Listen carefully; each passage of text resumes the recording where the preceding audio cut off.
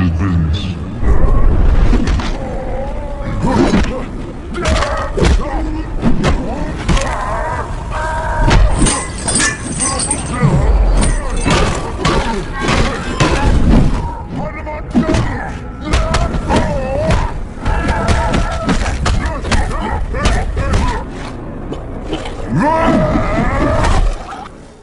Halo teman-teman, apa kabar? Semoga kalian selalu sehat dan menjalani hari yang menyenangkan. Pada video kali ini saya akan menceritakan alur sebuah film action terbaru yang berjudul Shadow Master.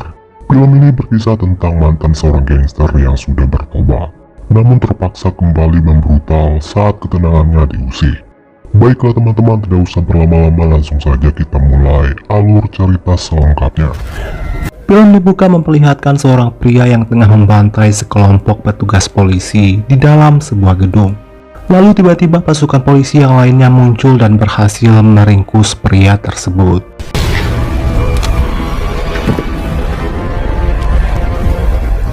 Saat diinterogasi, pria ini mengaku bernama Apon dan polisi ini bernama Paul.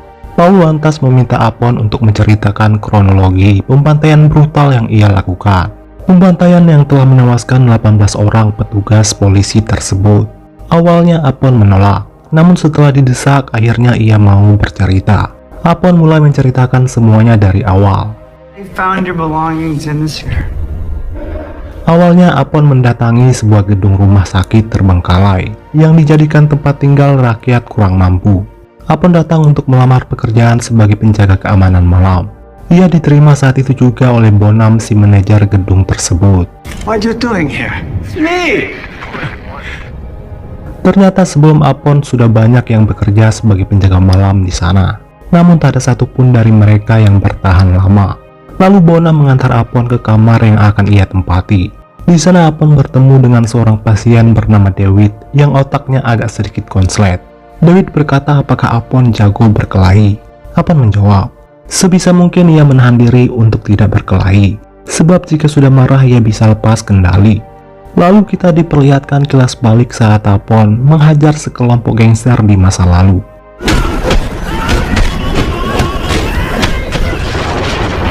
Tampak Apon dengan mudah membantai mereka semua satu persatu dengan sangat brutal. Namun di sini kita masih belum diberitahu ada masalah apa antara Apon dengan sekelompok gangster tersebut sampai ia bisa menjadi sebrutal itu.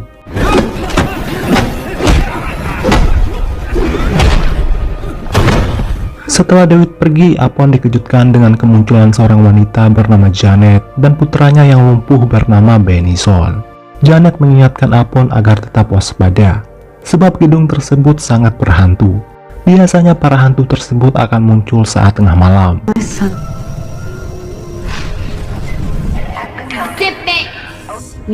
Setelah itu Apon mengarah ke kantin untuk makan malam, serta mencari tahu info lebih lanjut tentang hantu yang diceritakan oleh Janet.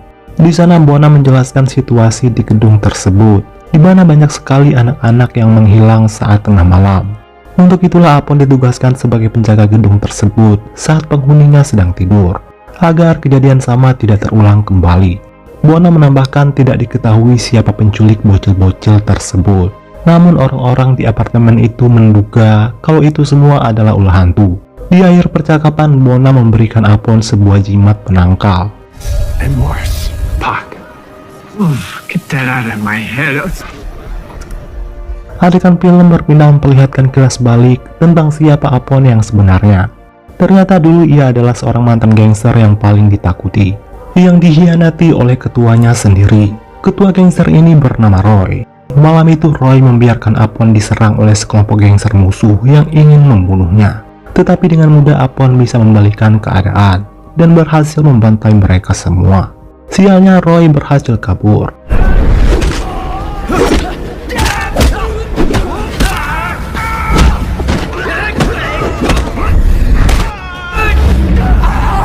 Tak terima dikhianati, Apon langsung mendatangi markas dan lantas membantai seluruh anggotanya tanpa tersisa.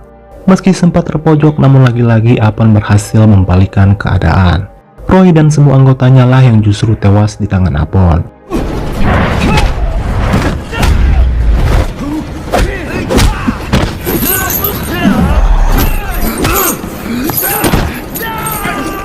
Sejak saat itu Apon memutuskan bertobat dan mencari pekerjaan lain. Adegan film berpindah memperlihatkan seorang ibu yang memohon kepada polisi untuk mencari anaknya yang diculik. Namun petugas polisi malah mengabaikan tangisan ibu tersebut. Bona mengatakan kepada Apon kalau polisi di kota itu tidak peduli dengan nasib rakyat kecil seperti mereka.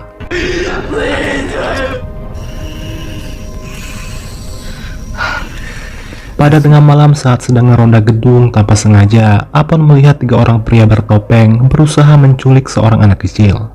Ia lantas bertarung dengan salah seorang dari mereka. Sialnya Apon terkena tusukan pisau hingga tumbang. Tak cukup sampai di situ, mereka juga menginjak muka Apon berkali-kali sampai ia tak sadarkan diri.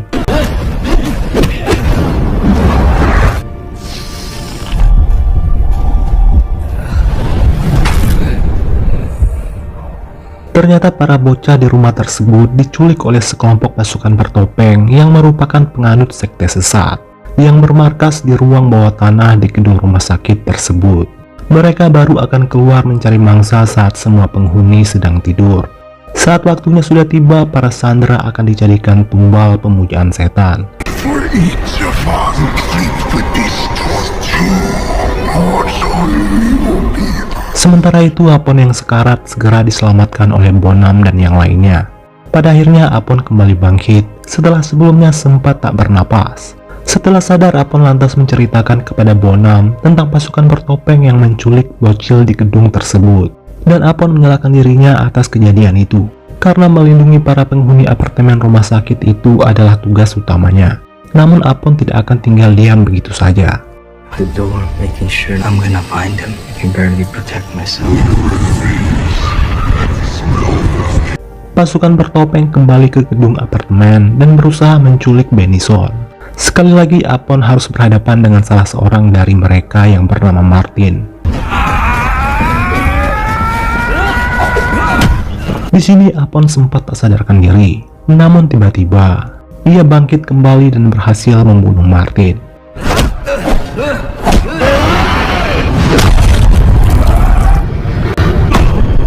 Namun saat ingin menyelamatkan Benison, tiba-tiba kaki Apon menjadi lumpuh. Anehnya lagi, Apon mendengar suara menyeramkan yang berbisik di telinganya. Ia seperti merasa dikendalikan oleh sosok yang mengerikan. Tak lama setelah itu Apon pulih kembali. Namun ia kembali menyalahkan dirinya karena gagal menyelamatkan Benison. Ia masih bingung, kenapa ia tak bisa mengendalikan kekuatannya sendiri. Adegan film berpindah memperlihatkan Benison dikurung bersama mangsa yang lainnya. Ketua sekte itu bernama Mepsito. Mepsito berkata, ritual baru bisa dilakukan apabila mereka mendapatkan satu bocah lagi.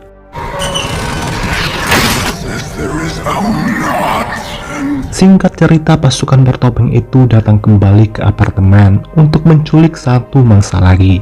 Menyadari akan hal itu, Apon berusaha menghadang mereka.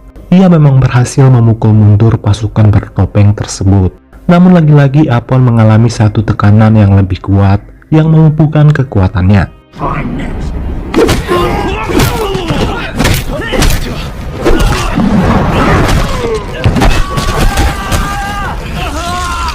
Sementara itu pasukan bertopeng mulai ketar-ketir menghadapi Apon yang hanya seorang penjaga malam tapi sudah bisa membunuh 4 orang anggota mereka.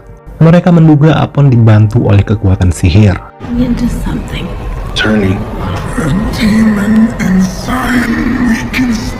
Usut punya usut, ternyata hal aneh yang dialami oleh Apon adalah dampak dari ritual yang dilakukan oleh Bonam. Saat ia menyelamatkan Apon yang saat itu sudah tewas dihabisi oleh pasukan bertopeng. Untuk menghidupkan Apon kembali, Bonam membuat perjanjian dengan siluman kematian. Akhirnya Apon bisa hidup kembali. Namun kekuatannya dikendalikan oleh siluman tersebut. Itulah yang membuat Apon tak bisa mengendalikan kekuatannya sendiri.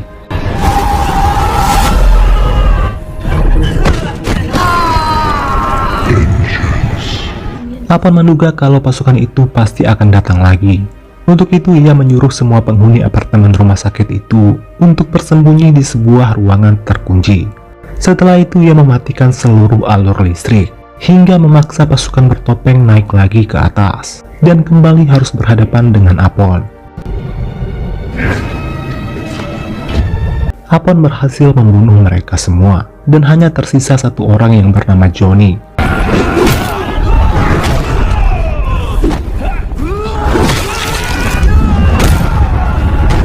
Namun Johnny berhasil melumpuhkan Apon dan bersiap untuk membunuhnya.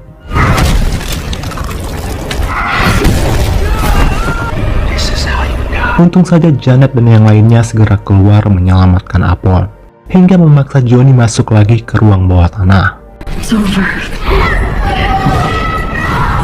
Sementara itu, siluman kematian menemui Apon dan berkata, ia bisa merubah Apon menjadi sosok yang sangat brutal untuk mengalahkan pasukan bertopeng.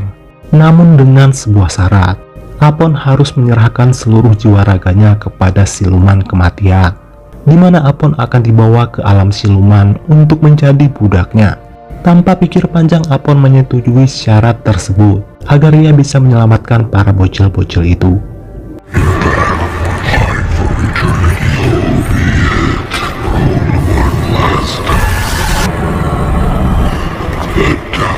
Sementara itu, Mepsito memberikan cairan minyak khusus kepada Johnny, di mana minyak itu dibuat dari tumbal wanita hamil, yang dipercaya mampu melumpuhkan kekuatan sihir dari siluman.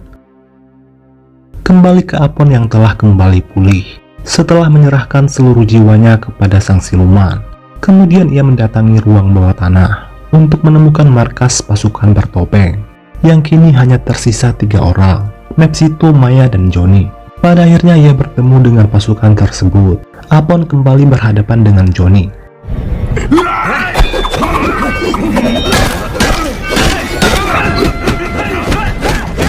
Johnny lantas mengeluarkan cairan minyak tumbal tersebut.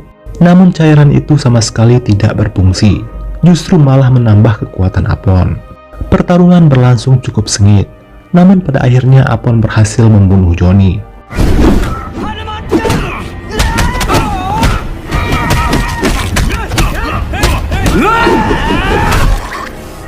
Merasa terancam, Mepsito dan Maya lantas melepaskan semua tawanan dan segera kabur dari sana.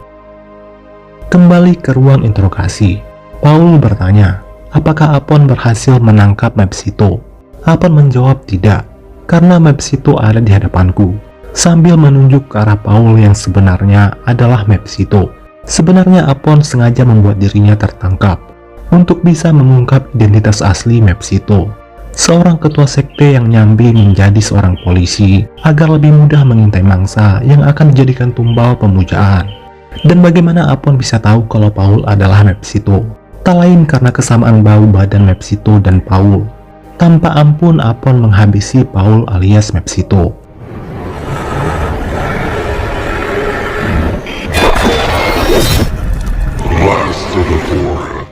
Sesuai perjanjian, setelah misi selesai, Apon lantas menyerahkan dirinya untuk dibawa oleh sang siluman kematian, dan film pun selesai. Baiklah teman-teman, sampai di sini dulu video saya hari ini. Semoga kalian terhibur dan sampai jumpa lagi di video berikutnya.